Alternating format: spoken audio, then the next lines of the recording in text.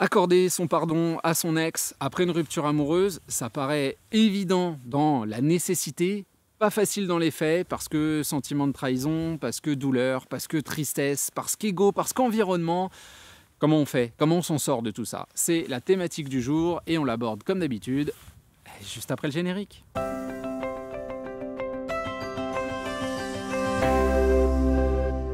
Salut à vous, c'est Jean-Baptiste de jbmerci.com, ravi de vous retrouver aujourd'hui pour continuer évidemment nos réflexions autour de votre reconquête amoureuse. Et cette semaine, on s'intéresse à un thème qui est pas évident, mais qui est nécessaire, à savoir réussir à pardonner son ex. On va rester dans une idée relativement générale.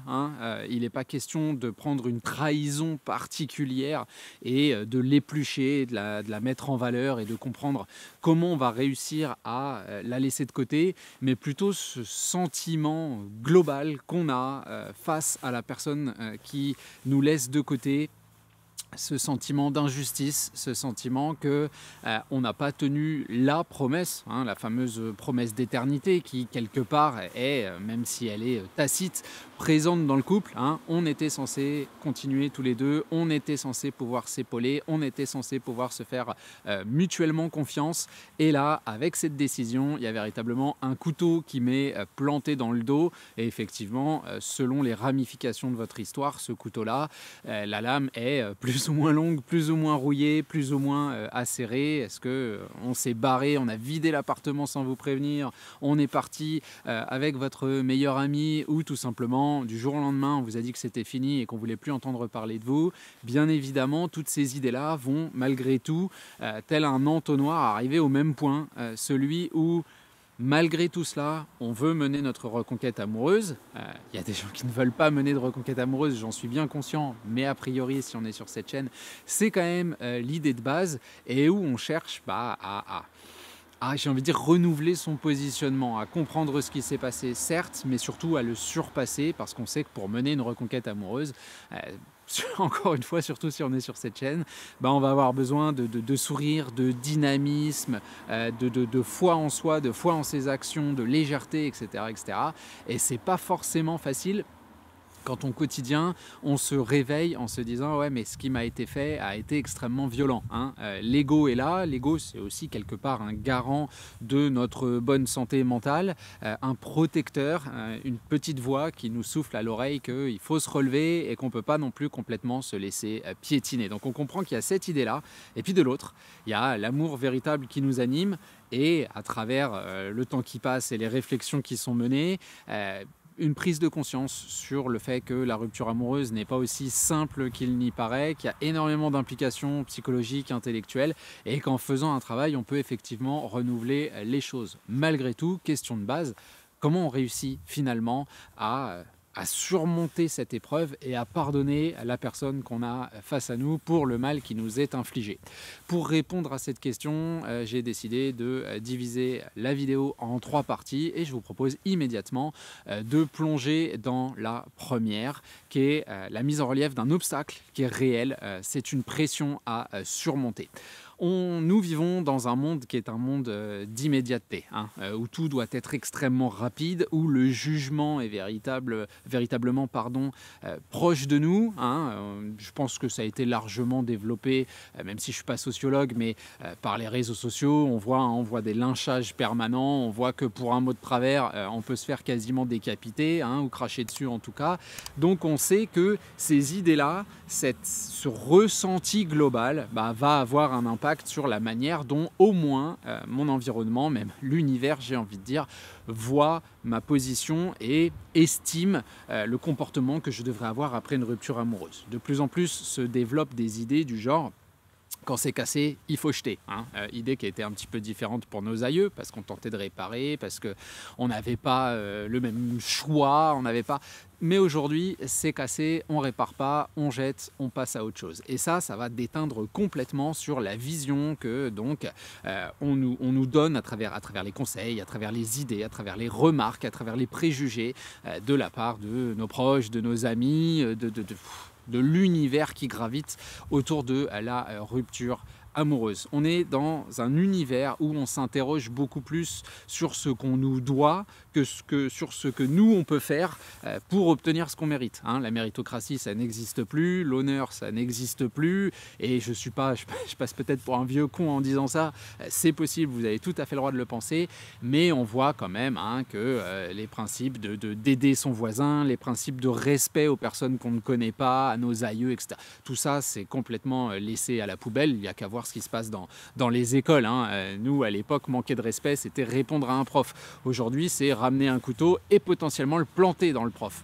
On voit qu'il y a un tout petit écart, une toute petite évolution comportementale qui fait un peu flipper, mais ça, c'est autre chose. Et bien évidemment, comme je vous le disais, ces notions de rapidité, ces notions de jugement, ces notions d'excès vont avoir un impact sur la manière dont la reconquête amoureuse est estimée. Hein. Ce serait donc une erreur. La personne face à nous serait donc celle qu'il faut mettre au pilori, qu'il faut jeter des tomates, et de par son manque de respect, qu'on ne peut pas pardonner, qu'on ne devrait pas respecter. On est encore une fois dans un climat où le conflit est une valeur sûre. Voilà, on aime le conflit. Alors est-ce que j'ai envie de rajouter particulièrement en France, on a la réputation d'être des gueulards, etc. Peut-être, je sais pas, j'ai pas vécu dans assez de pays différents pour vous dire que les gens sont différents. Ici, il n'y a pas le droit de grève par exemple, donc c'est vrai que les gens sont pas dans la rue en train de gueuler. Mais dans le confort des chaumières, l'état d'esprit est relativement similaire si vous voulez. Cela dit, on a donc autour de nous tout un clan qui se forme, une idéologie qui est l'idéologie du bonheur immédiat. Hein. On veut que vous soyez heureux vite et on veut que vous soyez heureux fort. Et ça, ça colle pas du tout avec le principe de reconquête amoureuse, en tout cas encore une fois tel qu'il est décrit sur cette chaîne. Donc on a cette idée que quelque part, de par la trahison, il faut détester l'autre. Mener une reconquête amoureuse, c'est une forme de soumission.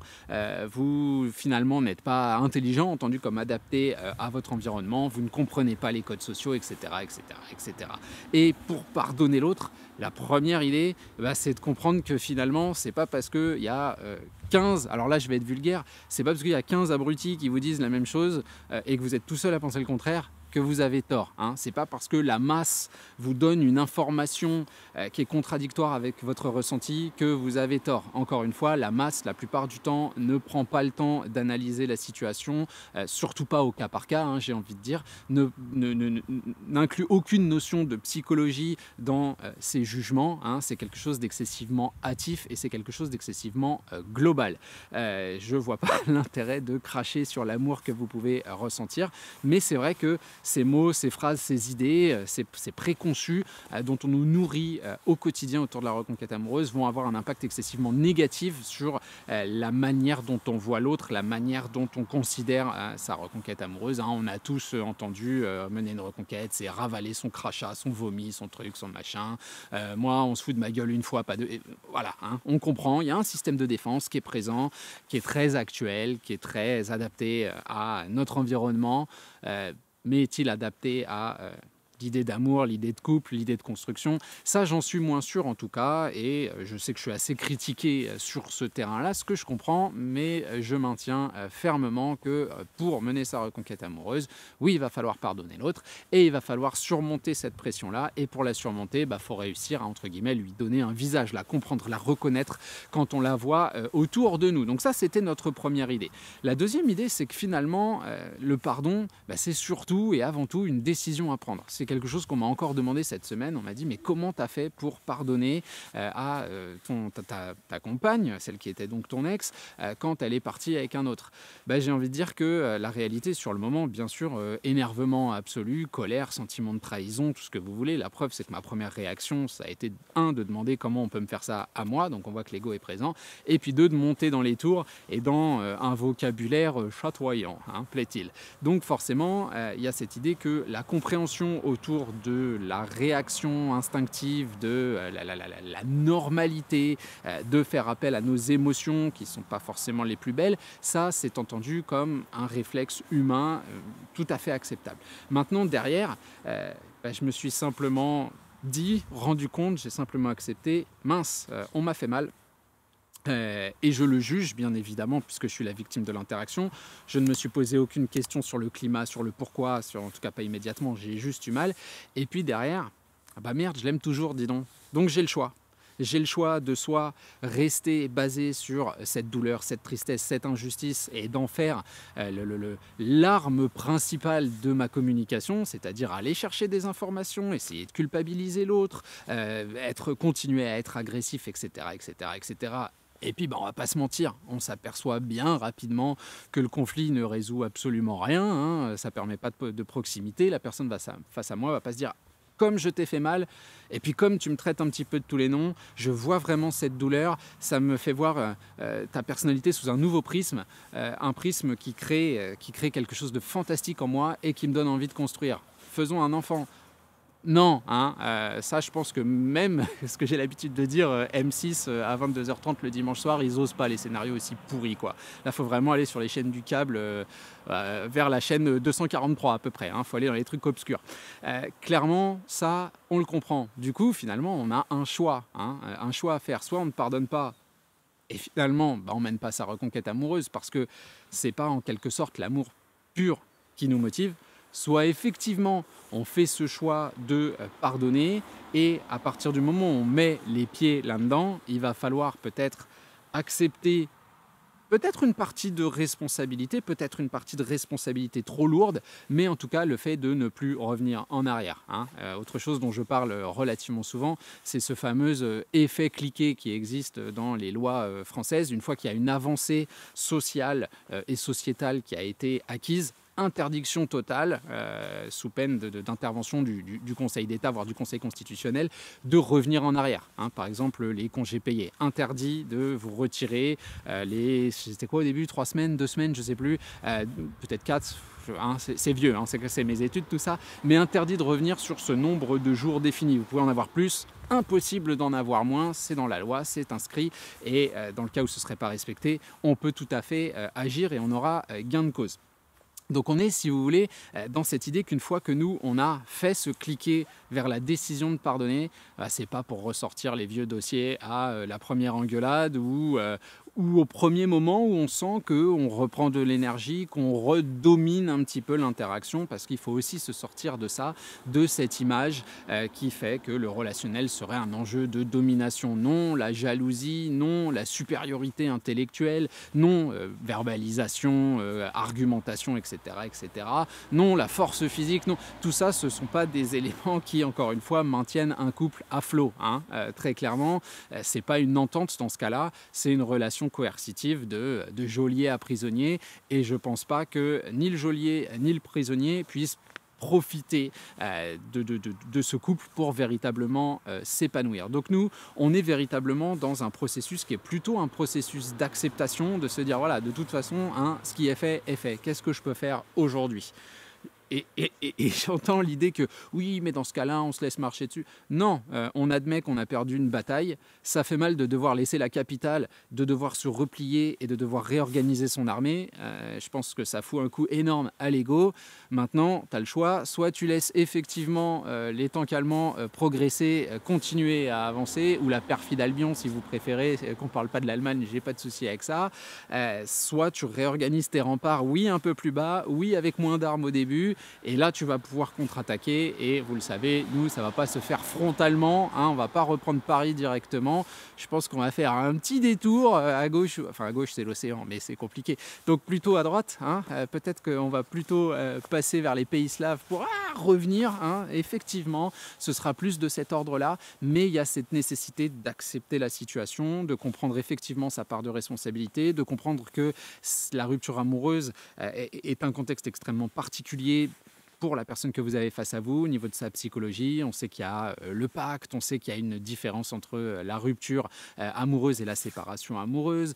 On sait que finalement, il y a de la culpabilité, on sait que c'est pas si facile à assumer, on sait qu'il y a un besoin de montrer quelque chose, mais que derrière, j'ai envie de dire, la réalité du sentiment est sans doute différente, très clairement. On sait tout ça, on comprend tout ça, et finalement, je pense que quand on comprend tout ça, effectivement, la notion de pardon est beaucoup plus simple à accepter, si vous voulez. Donc, on comprend le retour en arrière.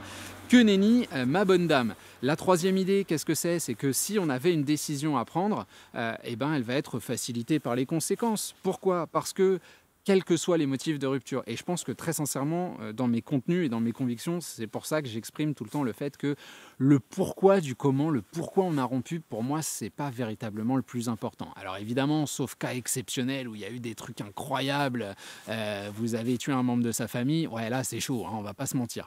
Mais dans j'ai envie de dire la majorité des cas, quand ce sont des disputes, je sais pas, des mensonges, des problèmes financiers, des problèmes familiaux, que sais-je, hein, ce qui représente quand même pas mal de cas, on est bien d'accord, ben on va s'apercevoir que les conséquences du travail que nous allons mener, aka les résultats, hein, finalement, à travers le sourire, à travers le dynamisme, à travers la légèreté, à travers ce qu'on cherche absolument à mettre en relief, à savoir le contraste, bah, techniquement, ça va quand même être vachement plus facile de pardonner l'autre quand on commence à voir du sourire, quand on commence cette personne à la voir accepter des rendez-vous, quand on la voit communiquer avec nous de façon complètement justement différente de ce qu'il y avait pu avoir en fin de relation ou juste après la rupture amoureuse.